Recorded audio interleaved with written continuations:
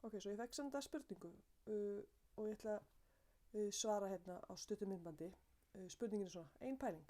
Er það alltaf þannig að ef fylki er andhverflegt, þá eru dálkaveirir fylksins línulega óháðir? Ég átta mig ekki alveg á tengingunni þar á milli, gætir útskýrt.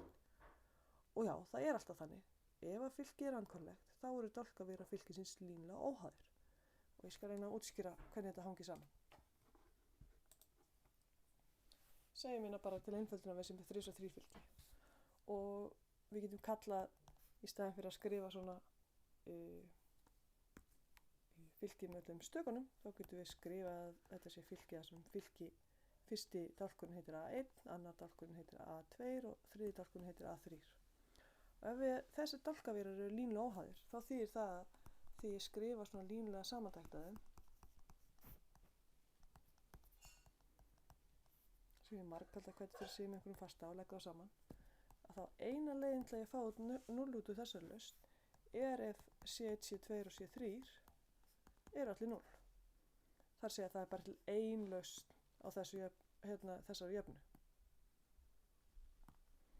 Nú, ef við yfirfærum það hérna á jöfnunni fyrir ofan, þá þessa hérna jöfnu get ég líka umskrifað í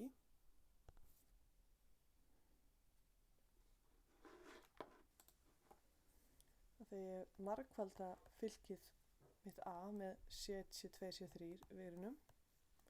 Það er önnur leið til að skrifa línulega samantækt á dálkaverunum og þá fá ég út 0-vegurinn. Okay. Þannig að ég segi sem sagt, ef þetta jöfnunarheipi hér hefur eina lausn og aðeins eina lausn,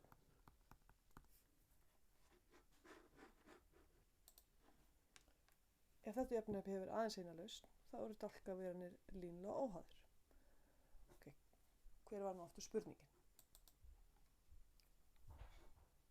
Hún var þessi, er það alltaf þannig að ef fylki er andhverflegt, þá eru dálkavírar fylkisins línulega óháðir?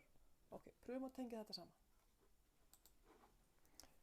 Segjum nú ég skrifi jöfnunarheipi mitt hérna fyrir ofan, sem AX er jafnt á 0. Það sem X er þessi vegur hérna og fylkið mitt er fylkið A.